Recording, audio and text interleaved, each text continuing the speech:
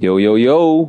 What is good mga pare? Welcome back sa number 1 male podcast sa buong Southeast Asia at soon sa buong mundo. Na daily upload. Anti-support podcast. Malamang susupot-supot ka pa ngayon, pero observe ka lang dito. Pag nakuha mo to ng tama, magiging mas malupit ka pa sa akin. Yeah. Ngayon, kung mas mayaman ka sa amin, mas may dating ka sa amin, edi hindi na ikaw yung target audience namin. Ganun lang naman yun eh. Diba? Hindi pare, ito pa. Sige, kudos sa'yo pare. Ibig sabihin sa financial aspect, nag-boom ka. Yeah. Pero pagka napapansin mo na parang pera lang habol sa'yo na babae, ay kailangan mo to. Balik ka dito. Enroll ka ulit sa anti-support. Kasi maraming ganyan ngayon, bro. Maraming ganyan. Kasi hustle culture nga ngayon eh. Marami talagang yumaman na lalaki ngayon dahil nga sa business, diskarte. Pero ang problema naman dahil ang downside ng pag-hustle ang focus, babae naman ang problema. Pero maraming ganyan eh. Diba? Lalo na sa States nga ngayon eh. Diba? NBA player, puta, naloloko ng babae. Guri mo, dapat pag NBA ka or sa sports ka, kala mo, okay ka na. Kumbaga, wala ka ng problema. Puta, sila pa yung maraming problema, pre. Naloloko ng mga babae, tapos pagka binuntis, nagpapabuntis yung babae sa kanila. After ilabas ng bata, after 3 months na nilabas yung bata, nag-divorce yung babae. Gago. Si na-interview rin ni Myron yun yung babae na yun. Lana Rhodes? Hindi yun. Gago, makulit yung kay Lana Rhodes. Meron talaga. Iba yung boyfriend niya ng that time, tapos paglabas, kamukha ni Blake Green. Diba? Naging meme po. Kulot, pre! Oo. Kawawa naman yung baby na yun. Tapos, ang mga comment parang ikaw yung everybody's baby. Parang, ano ba yung mga comment? Project baby ka. We made that. Pinagambagan ka ng marami. Kawawa naman yung baby. Kumbaga yung di ba, yung muscle, yung pag-workout, kailangan ng consistency para either ma-improve mo or ma-maintain mo. Yeah. Yung ganitong usapan, kailangan din ng consistency talaga nito. Kasi, sinasabi ko nga, yung realidad nitong mundo, mahirap kasi yung kadalasan na makikita mo sa paligid, puro kaululan na sa TV, sa kapitbahay mo, sa Facebook, puro kaululan. Kaya yung ganito, kahit nasa ang level ka na, hindi mo pwedeng itigil na i-exercise sa utak mo eh. Kailangan nag-a-absorb ka ng mga ganitong bagay. Kaya wag mong kakalimutan i-search yung sa DAO, Facebook page, TikTok. General Lansoy Army yan. At lagi sinasabi niya na, ingatan mo yung pera mo to. Ingatan mo to. Josh on point para sa lahat ng social media. Kung gusto mag-amoy bad boy na may class, available lahat ng perfumes natin sent sa TikTok shop. Wala na tayo sa Shopee, TikTok shop na lang. Go ahead. 8 assets sa lahat ng social media. Pwera lang sa Instagram. Pumunta kayo sa YouTube channel ko, 8 asset, kasi magre-react ako sa mga comment sa Anti-Support Podcast. Yo. Pew, pew, pew, pew. Ano kung shoutout mo pre yung mga Mamaya na raw pagkatapos na. Nasa dulos na. Pew, pew, pew, pew. So ito pre may pare. So again may babasahin tayong message dito ng isang tropa natin. So again pare, kung meron kayong mga problema, gusto niyo marinig opinion namin, message niyo si Sadao, Josh on Point, 8 assets sa mga social media natin. Follow nyo na rin. Tapos sa kanyo i-send yung mga concerns ninyo. Babasahin natin yan dito. Okay, so ito pare, may problema si tropa. No? Sabi niya, Boss Josh, pa-advise naman. First, nagka-girlfriend ako, 16 years old ako noon. Tapos, 5 months lang ang tinagal nung relationship. So, yung 5 months lang daw yung tinagal ng relationship niya, yung first relationship niya. Hanggang ngayon, hindi na ako nagka-jowa at the age of 22. Bata ka pa. Pero marami na ako nakalandian, pero hindi ko nagiging jowa. Magto-23 na ako kasi, magto-23 na ako. Advice lang mga bro, lagyan nyo ng period, kama yung mga messages ninyo, puta. Na tuloy-tuloy. Para tuloy magkakadikit eh. Yun yung first advice. First advice. Yun. So, magto-23 na ako kasi... Masabat lang saglit, wait. May tawag ba sa rap nun yung pagtuloy-tuloy? May tawag ba sa ganun? Wala, speed rap. Speed rap? So, gusto niya mag-speed rap ka. Nakakalito eh. Hindi mo alam kung anong ibig mo sabihin eh. Hindi, So yun tangina kasi pinag-aaral ka, puro ka relasyon. Hindi ka marunong gumamit tuloy ng punctuation mark, Punctuation mark. comma, or ano. Nang yan eh, nakakainis. Hindi ko naging jowa, magto-23 na ako. Kasi ako, ano ma-advise mo sa akin para magkaroon ako ng relationship, Boss Josh? Pansinin mo na chat ko and pa-cover nung name ko profile. So, ito, ang problema niya, pare. Ayun ang problema mo, magtuldok ka, magkama ka. Baka pagka-chat mo, tuloy-tuloy yung sentence mo, nakakalito na. Pero ito na lang kasi bata ka pa. So, first advice ko sa'yo, pag 22 ka pa, pare, hindi mo kailangan pressure yung sarili niya, pare. No? 22 years old, nag-aalala ka na single ka, pare. Ang dami pang, ang haba pa ng oras mo, bro. Tsaka ito lang ewan ko mag-agree kayo dito, pare. Naniniwala ba kayo na pagkalalaki ka, wala kang wall kumpara sa babae? What do you mean? Kasi di ba ang babae, kadalasan yan, silang nagmamadali sa relationship because meron tayong tinatawag na wall ng babae na parang pag ganitong edad, hindi na daw sila nanganganak, nawawala na daw yung, kumbaga yung youth ng itsura nila. So, yun ang kahinaan ng babae pagdating sa ganitong, sa long game. Kumbaga, lugi sila sa late game ang babae. Ako naniniwala ko walang wall. Pag ang lalaki naman is, hindi mo kailangan magmadali because ang laro natin, late game tayo. Di ba? So, agree ka ba doon, bro? Oo naman, pag lalaki. Mm. So, tama naman yung sinabi mo, huwag kang magmadali. 22, sobrang bata pa niyan. Kahit mag-26 ka, 27 ka, feeling mo matanda ka na noon that time. Kasi ako, feeling ko noon, 26, 27 ako, tangina, late na yata ako sa lahat. Wala pa. And then I realize, wala pa pala yun, malayo pa. Pero tama rin yung ginagawa mo, nakikipagrelasyon ka, nakikipag-meet ka ng mga babae. Huwag mo lang bubuntisin, no? Okay lang yan, ganyan. Tama. Huwag mong bubuntisin muna sa 22 years old yan. Kawawa ka na mahirap. Mahirap. Ikaw, bro, nung 22 years old ka, anong ginagawa mo, pre? Ginagawa ko? Sayaw lang tayo ng sayaw. Oo, sayaw. Mag-isip paano kumita, ganun. Actually, yung edad na yan, 20, yung early 20s, pag naalala ko, more on internal battles ang niyan.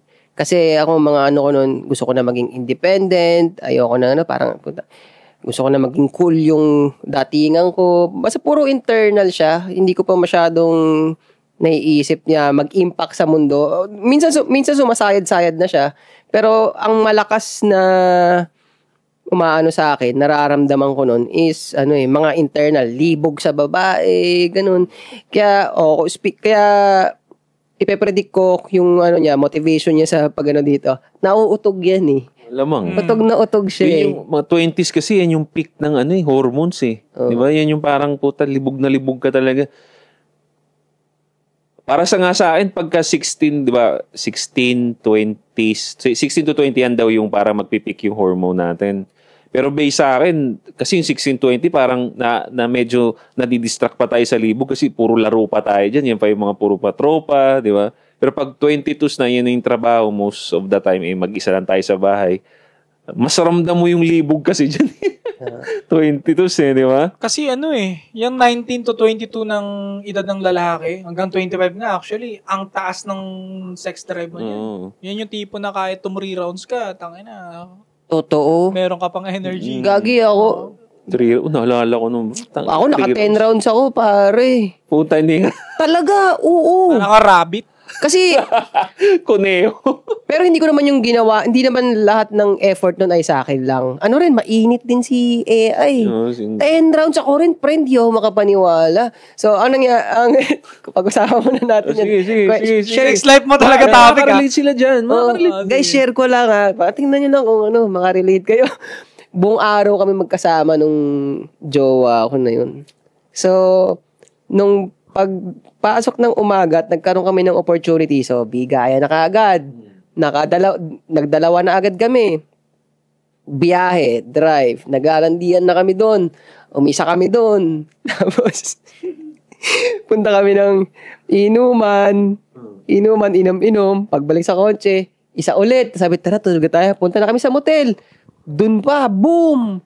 Sabi, ako rin, di rin ako makapaniwala, pero yun. Kasi, may tulong din talaga nung babae. Kung ako lang lahat yun, hindi ko kaya yun. Kasi nung dun na sa bandang late na, yung mga, 7, 8, ngayon, na ako, pagod na. Kung pagbibigyan niya akong magpahinga, papahig, gusto ko na rin talaga magpahinga. Kaso game pa rin siya. Ang kulit, no?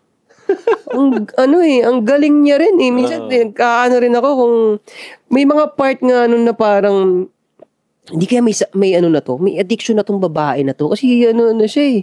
Gigil sa'yo yun, pre. Gigil eh. Oh. Sa inyo ba, red flag ba yun? Sa'yo, ikaw, pre. Yung babaeng gustong-gusto, gustong-gustong umisa sa'yo lagi. Ano sa tingin mo yung perspective mo doon? Para sa akin, green flag siya. Yung libog na libog yung babae sa'yo lagi. Yung gusto ka laging isubo, gusto lagi ubusin yung motax mo. Para sa akin, green flag siya kasi nagbibigay ng senyalis yun na attracted talaga siya sa'yo. Magiging red flag siya sa akin siguro yung hindi niya na ako hinahayaan maging productive. Kumbaga, umikot na yung utak niya maghapon na sex tayo. Every maisipan niya, dudukutin niya yung sex kayo. Naranasan ko na rin yan eh. Hindi siya maganda kasi nakakatamad din eventually. At yun nga, walang growth. May dumaan din sa pace ko yun na mag-isa ako sa bahay. Malaki yung bahay, okay naman, ganyan, may pagkain, may trabaho ako. Pag day off ko, wala kaming ginawa ko, di magbibimbangan na may bang mga wala matapos na Netflix movie kasi nga magbibimbangan kayo maya-maya. Lahat yata tayong lalaki dumaan sa ganung pace, no? Yeah. Maghapon na lang kayo nagganunan. No. Eventually, marirealize mo na red flag din talaga kasi nga, anong nagawa nyo maghapon? Hindi pero sa hula ko lang 40% ng populasyon ng mga lalaki hindi nakakaranas ng ganun. Mababa nga yung bigay mo eh.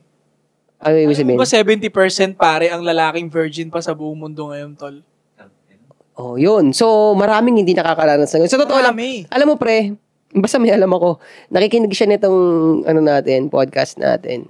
Yeah. Tapos, nagbumitaw ako ng konting experience sa sex. Tapos kayo rin, sa babae, ganun.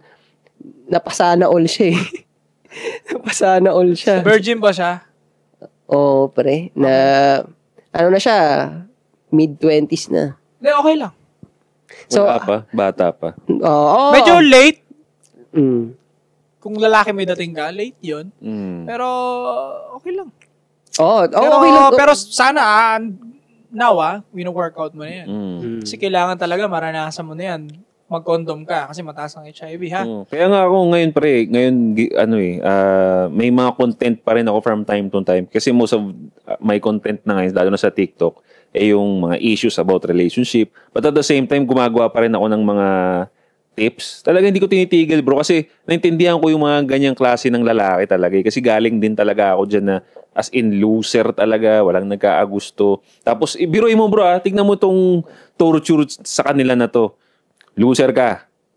Wala nagkakagusto sa'yo, pero nandun yung peak ng kalibugan mo. Putang ina, parang kawawa ka nun. Na parang gutom ka na sa pagkain, pero wala kang mamalimusan, wala kang pera. Parang ganun ang feeling. Kaya nga tingin ko, most criminals talaga may pangit na mukha na hindi talaga attractive, pati katawan. Tingin ko yung pattern. Yung frustration nila, doon nila nilalabas eh. Kaya nga mostly suicide bombers, wala naman talagang family. Yeah, totoo. Kasi ang hirap nga magkaroon ng family sa Middle East, di ba? Kasi nga, binabayaran ng dowry yung babae. So, yung mga broke guy doon na wala na talagang paraan para magkaasawa, nagiging suicide bomber. Tingin ko Kasi itataya mo, wala naman. Tsaka, may pamilya ka, bubuis mo lang ng ganun-ganun yung buhay mo na parang, paano yung anak mo, di ba? So, wala talaga silang iniisip. Wala talaga. Mostly rin ng mga nananaksak ng mga ganyan, murderer, hitman, or mostly wala rin talagang family na magpapasaya sa kanila. Kasi i-consider mo yan eh. Kapag may masaya kang family, ba't ako gagawa ng pagnanakaw? Ba't ako gagawa ng bibiran ng kung ano ng bagay? May family nang nag-aantay sa akin. Yeah. So para sa akin, isang factor din kung ba't dumadami yung criminal sa isang country kapag walang maayos na family. Isa na yung pagpapalaki sa kanila and yung na-create niyang family also. Wala rin siya mabembang. Pero nandito kami para tumulong sa inyo sa mga ugly men na walang disiplina sa katawan. Kung pangit ka ngayon, at least yung katawan mo maganda. Yeah. And yung financial stability mo okay. Madali na lang maging gwapo kapag malinis ka sa katawan at itsura at pangangatawan, di ba? Actually bro, sa totoo lang, kasi ano nga ito pa nga isa pa no, anuhin natin yung part na yan na nababash din ngayon. Ito talaga mga ulupong na to sa internet Easy. Nababad trip kasi ako kasi inaano ngayon nila yung mga nagji-gym rat daw. Bakit daw karamihan ng mga nagji-gym rat ang term nila decline daw yung face card. Totoo naman Totoo. But, that's their way nga Katulad nga sinabi natin kung pangit ka nga, may way Diba? Pero the way nga nilang sabihin to, na para bang insulto yun sa mga nag-gym rat, buti nga yung mga yun, alam nila yung pinagdadaanan nila at meron silang way paano ma-resolve yun. Nagagalit nga sila kasi ayaw nila paalisin sa grupo nila yung kapwa nilang pangit. Kasi gusto nila pag pangit, sumali na lang sa community nila. Oo, sama-sama daw maging bading sila. na lang, ganun, sumuko na lang. Tingin ko nga, tol. Hindi, actually, yung mga nagsasabi ng gano'n, nagtitrend, tol, hindi naman nagbubuhat Kasi sino bang nagbubuhat, nag-combat sport, ang magsisita ng gano'n? Ang bading kaya ng gano'ng statement, kalalaki mong tao, intindi mo yung face card ng kapwa lalaki mo? Yun na nga Oo nga, no? Sipin mo kung isang araw pumasok ako dito, pag nandiyan kayo, dumating ako, parang pangit, yung face card nung gym. Ang ina, di ba? Gago, di ba? Tangina gago ang bading nun, pre. Bading, tsaka dawin yung sabihin may face card, ba't ikaw may face card ka ba? Tangina nakapang K-pop lang na haircut tapos nakasalamin yung aesthetic nila lagi. Oh.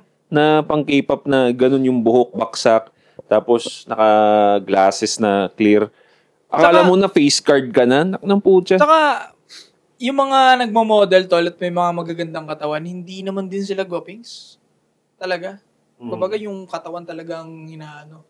Oh. And kanya-kanyang preference din kasi ng beauty yan sa lalaki. Kung ano yung dating ng lalaki. May lalaki kasing hindi guwaping sa unang tingin pero malakas ang appeal niya sa ibang babae. May ganun tol So yun lang, ang dami nila napapansin, di ba? Ang dami napapansin. Pagka lalaki, ang dami yung, yun na nga babalik ulit tayo doon sa kanina pagka lalaki ang nag-hard work, ang dami yung napapansin.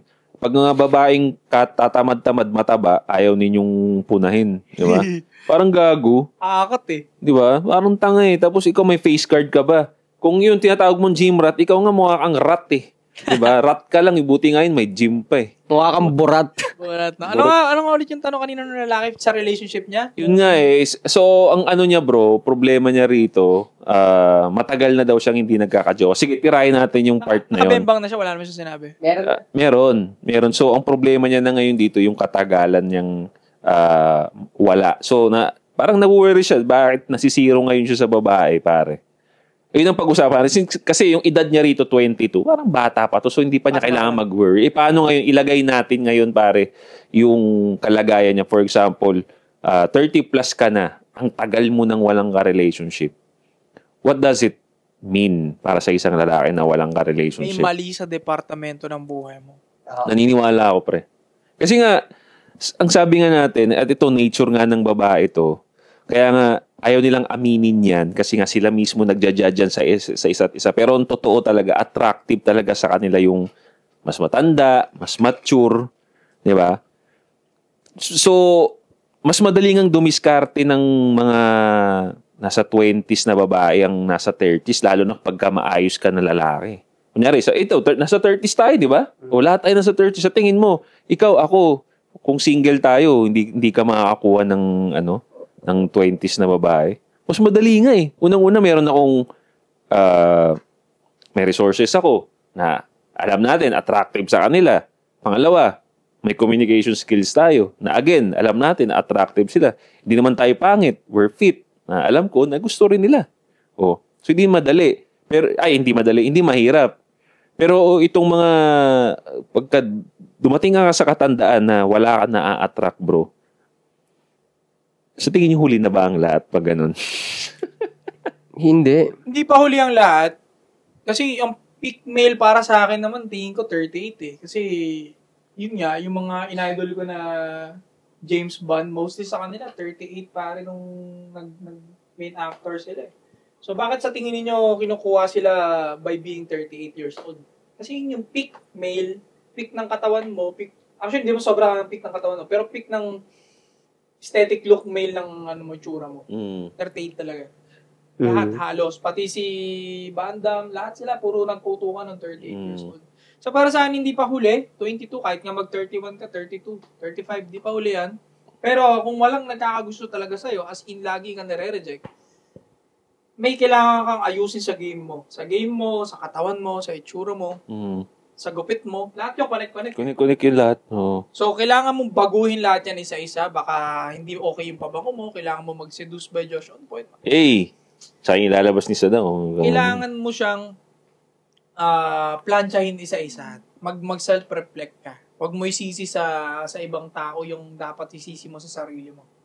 Nagdagan mo pa yung pakikinig ng anti-support. Yeah. Kasi dito nagda-drop kami ng mga games dito, ng mga gems dito na pwede mong gamitin sa babae. Pero ang pinakasusi talaga niyan, kumausap ka lang ng sandamakmak na babae, makikita mo yung pattern. Oo. Kasi yun na nga yung yung may nagchat din sa akin yan, pare. Sabi niya, hindi ba ako simp? Hindi ba simp ang tingin mo, Boss Josh, sa lalaking kumakausap ng maraming babae? Iba naman kasi yung simp eh. Yung simp kasi parang ang definition nga natin ng simp yung lalaking grabe mag-service sa babae na hindi naman ibinabalik ng babae yung hindi nire-reciprocate, diba? Pero kung single ka naman, bakit ka naman simp kung kailangan mo ng partner? And at the same time, nagigain ka naman ng experience sa babae by communicating with them, diba? So, again, game is a game eh. Correct. Ako, tingin ko magiging simp lang siya sa mata ko if inuubos mo na lahat ng kwarta mo dyan sa babae niya. Exactly. Ubus-ubus na talaga. Tapos, wala ka naman nagigain na kahit ano. Tapos, pinagtatanggol mo lagi yung babae sa accountability na dapat nare-receive nila. Yun, totoo. Yun ang mga ayoko sa ugali ng ibang lalaki. Pero kung ginigame mo lang sila, kinakausap mo sila, hindi yan simp. Parte talaga yan. Kahit naman kami, alangan naman, huwag natin pansinin lahat ng babae. Paano ka magkakaroon? Hindi ako kakausap ng babae kasi simp yan. Kailangan sila ang mangungulit lahat sa akin ganyan. Putang ina, paano ka magkakaroon? Even Elon Musk magre-reply yan eh. Kung type niya. Kasi yun nga, yung reality talaga pare, kahit balik-baliktarin mo yung mundo, most of the time, ibig sabihin, may nangyayari pa rin. Pero most of the time talaga, lalaki talaga ang kikilos eh. Para mag-start ang relationship, lalaki talaga. Bihira yung babaeng magkakandara pa sa'yo, pwera na lang talaga kung artista. Kung artista ka, go. Expect mo yan. Hindi mo na kailangan ng mag-approach. Diba? Hindi mo na kailangan kasi tayo nalapit sa'yo. But, actually, baka mag-approach pa rin eh, kahit artista eh. Kasi, ang hirap na mag-filter, no? Yun ang kalaban nila. Yun. So, mag-approach pa rin sila para ma-filter nila kung genuine nga bang gusto sila nito or gusto lang for clout. Yun, exactly. Tama yun. Ako, pag doon muna sa kututusin si Elon nga, putya, sobrang exceptional na tao niyan. Kututusin, may pagkasim pa rin. Kaya, basta pag tingnan mo yung ibang babaeng pinatulan niya, yung sabihin hindi rin siya masyadong magaling sa department na yun. What do you mean? Yung babaeng napatulan niya, si Amber Heard. Ex niya yun, si Amber Heard. Okay lang. Hindi naman niya kasi binuntis, di niya pinakasalan. Pero I would fuck Amber Heard pare. Real talk. Okay. Kahit ako, mapunta ako sa posisyon ni Elon Musk, I don't care. Tirahin ko. Real talk, magagandang-ganda ako doon dati pre, kay Amber Heard. Bigyan ko siya ng baby? No way, Jose. Yeah. So, yun nga, dinodouble down ko doon na hindi nga simp yun eh. Madadaanan mo yung pag nag-game ka, merong path na similar dun sa pagiging simp. Pero hindi ibig sabihin nun, simp ka. Kasi, yung legit na simp, spirit yun eh. Spirito yun. Pag ini-embody mo yung spirit ng simp, kahit nga tama yung pag-asta mo dun sa babae, kahit tamang game. Pero, ang spirito mo simp eh. Simp pa rin talaga. Pero kung red-pilled ka, tapos ginagamit mo yung konting game ng simp para lang makuha yung babae, okay lang yun. So, may may exception to the rule kasi. May that's the point, yung exception to the rule. So, ang naisip ko, question yung pagdating dun sa kanya na mismo, yung nag-message na kailangan niya bang maranasan yung chick na sobrang ganda? Oo. Ako, para sa akin hindi naman sobrang ganda. Basta out of his league. League, yeah. Dapat may maging chick ka maranasang lagpas sa league mo man lang. Alam mo, hindi mo naman siya ma-maintain na matagal. Alam mo sa sarili mo. Why? Why sa tingin mo? Why para sa akin? Para malaman niyo yung katotohanan, pre. Kasi maraming kalalakihan dyan ang goal nga lang ay magandang chick. Pero ang kino-consider lang nila dito is yung katawan nga. Yan na, katawan. Pero hindi nila alam, pare, ang mga magaganda, pro.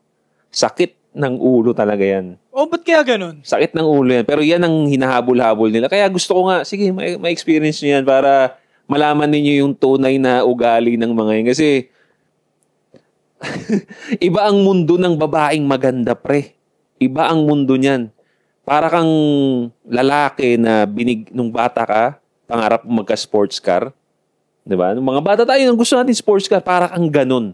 Imagine mo yung batang binigyan ng pangarap niya, sports car, na hindi naman niya dapat deserve. Ganun ang buhay ng maganda, pre. Nakakatanggap yan ng mga bagay na hindi naman niya deserve, hindi niya pinagtrabahuan. But you know, that's how the world works. Attractive na tao eh. Ako din naranasan ko yan dati. Nagkaroon ako ng chick na 9 out of my league. No, na chick na talagang sobrang ganda talaga. Sa dami yung ex ko, bahala kayo. Sino mag-isip sa inyo? Sino yun? Kaya siguro pag napanood nila to, ako kaya yun? Ako kaya yun? Tangina, bahala kayo. Okay, wala. Gusto ko lang ibigay ng palaisipan kung sino sa inyong lahat. No? Tangina, hindi ko sasabihin, bahala kayo. Basta isa lang. Isa lang yun sa inyo. Kung pakiramdam mo, ikaw yun, mag-chat ka lang, okay lang yan. Sabihin ko kung oo, hindi. Naalala ko tuloy yung meme dun sa internet. May in-approach siyang 4 na babae, pare. 4 na babae. Galing sa club. Ay, nag-aabang siguro ng Grab or Uber. Nilapitan niya yung 4 na babae. Sabi niya, the 3 of you is so beautiful. Tapos umalis siya. Sabi ng babae sabi ng babae, which one? Which one? It's up to you to decide. Parang pinag-away-away niya yung 4 na babae. Ang nasining maganda sa atin. Sarap gawin. Sa akin, ganun. Totoo. Legit naman to sinabi ko. May isa akong out of my league talaga na babae na 9. Ang pinapanalo talaga. Alam ko hindi ko siya ma-maintain na matagal eh. Pero at least nagkagamitan. Alam mo yun? Pero in terms of ugali, ano sa tingin mo yun? Panalo lahat, boy. Okay siya. Okay talaga. Malinis sa bahay. Maasikaso sa akin. Sobrang, alam mo yun, binibi ako to the point na nakakapag-excel nga ako sa mga ginagawa ko. Nagamit ko rin yung ganun niyang energy para lumabas lalo yung masculine energy ko at exercise ko. Kasi hindi ko pwede pabayaan, mawawala ito eh. Parang may ganun akong medyo simp, di ba, na pag ako nagpabaya ako, yari ako. Parang hindi ako pwede mag-up. Alam mo yun, kasi nga medyo mataas na quality tong chick na to. Okay na okay siya. Ganyan. So, nagamit ko sa sipag noon. DM nyo ako ha, sa reply ako kayo kung ikaw ba yun. No. Sabi ko, ako ba yun? Me? No? Me? Para akong naglaglag ng doon. Ang ina, bahala kayo mag-isip kung sino sa inyo. Ang dami niyan. Tapos ituloy ko. So, kailangan niya maranasan yung maganda. Ngayon, realistically speaking sa lagay niya nga ngayon, basta alam niyo na kung anong klase yung si sender. Paano kung yung situation, nire-require siyang maging simp para maranasan niya yung out of her league na babae? Actually, magiging simp ka talaga eh. So, Slightly. Yeah. So, kasi alam mong kakapusing ka eh, kailangan mo mag-overextend eh. Diba? Maganda eh. So, yun yung isang way sa niya. Ito mahirap risky kasi dadaanan mo talaga yung path ng pagiging simp eh. Dadaanan mo yung path. So, kailangan mo laging manood ng anti-support. So, tatahakin mo yung direction na yun kasi meron kang kailangan matutunan, pero lagi mong ipapaalala sa sarili mo na dadaanan mo lang yun. This is for the game only. This is for the game. Game lang to. Ngayon, kung... Game lang to, tangina. Nanimilit yung sarili, sinasay ko yung sarili. Game lang to, tangina. Okay, so isa pero mahal mo lalo. Gagi, no? Wala, dadaan dyan. Ibang tao lang talaga ang mag-check sa kanya nun eh. Oo, pre. Hindi mo ma-check ang sarili mo nun, pre. Hindi mo ma-check. Ano pa yun? Kumunoy pa. Kumunoy. Kumbaga, sila, pag walang nagsasabi sa'yo, walang kamay na nakaganyan sa'yo, lulubog ka talaga eh. Hindi may iwasan. Lalo na maganda, bro. Yung mga ngiti ng mga babae, kahit di nga masyadong maganda, basta ngiti, puta nakakahulog ng brief, pre. Di ba? Alam mo pa, meron ka pang tropa niya na, hindi, alam ko ginagawa ko. Pero hindi nila alam ginagawa niya. Ang ina, pre, di ba? Ang yabang niya pa, pre, alam ko ginagawa ko. Alam ko, pero putang ina yung kilos niya. Tol, nag-overextend ka na sagad na. Sagad na, tol. Ubus-ubus na pera mo. Ubus-ubus na oras mo dyan. Hindi, pre. Galaw ko lang yan, play ko lang yan. Pero patay na patay sa akin yan. Mga ganun pa, no? Siya hulog na hulog sa akin. Daling-dali mo, Tingin na pre. ka. Pero nakikita ko yung galaw mo, hayop sim na sim ka Kala na mo, hayop ka. kala niya in control. So by the kwento niya, parang in control siya. Pero pag ikaw, ang ina, Brad, ano yun? Anong in control dyan? Para anong bitch niyan? Pero, Ring na. Yan. Girlfriend ko, pare, pinapauwi na ako. Pre, akala ko ba in control ka? Hindi, tol, pinagbibigyan ko lang. Alam ko yung game, pre. Alam ko yung game, pinagbigyan ko lang. Uwi mo na ako. Hindi na bumalik. Sasabihin pa, hindi, balik lang ako. Pag sasabihan ko lang to. Hindi na bumalik ang puta, uwihi. Naurot ako sa ganun, tol. In denial. Aminin mo na. Oo, okay lang naman eh. Okay lang naman eh. Out of your league. Kaya ka na ganyan. Kasi maganda naman talaga. May tropa akong ganun, pre. Yung ginaganon niya, may tsura naman talaga. Okay lang. Diba? Pero yung the more na deny ka ng deny, tangina pasupot ka ng pasupot. At least ka, self-aware siya eh. Pag self-aware ka, hindi ka naman nagiging sim talaga. Hindi, maganda eh. Yeah, maganda. Aware ako.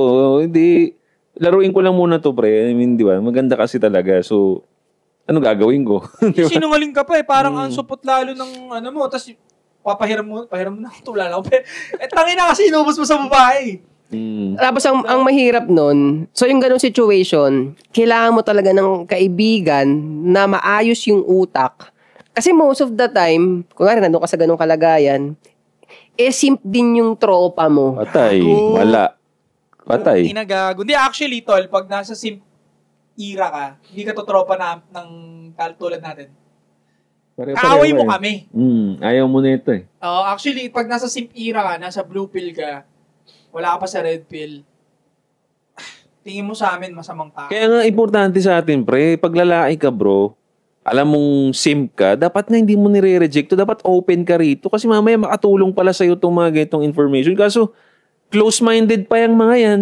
Close-minded pa yan. Ayaw pa nila ng ganito, kasi nga, dito ako, mahal ko eh. Bakit? Okay lang naman, at least, binigay ko yung lahat ko. Yan yung mga reason nila eh. Gago. Tang-inang yan. Bigyan ko sila ng analogy para para yung mga blue-pilled matanggap nila, nakakampi nila tayo. Kasi masakit nga yung mga sinasabi natin dahil blue-pilled nga sila eh. Pero makikita kong analogy dyan, parang boxing yan. Tatanggap ka ng suntok. Pero pag tumatanggap ka ng suntok, inaano mo siya na that is something na productive. Na hindi mo siya kailangan takbuhan at iyakan. Kung hindi harapin, gawan ng paraan. So, kahit blue-pilled ka, manood ka dito, tanggapin mo na masasaktan ka, pero hindi ka namin tinataboy. Masasaktan ka, pero hindi ka namin tinataboy. Kasi pag na-realize mo to, in-apply mo sa buhay mo, magkakapatid talaga tayo. Totoo yan. Magkakapatid tayo. Isa lang tayo ng goal eh. Ang goal eh, mabembang mo yan. Go! Go! Isang follow-up question ulit. So, sa kalagayan niya ulit, itong si Sandri ulit.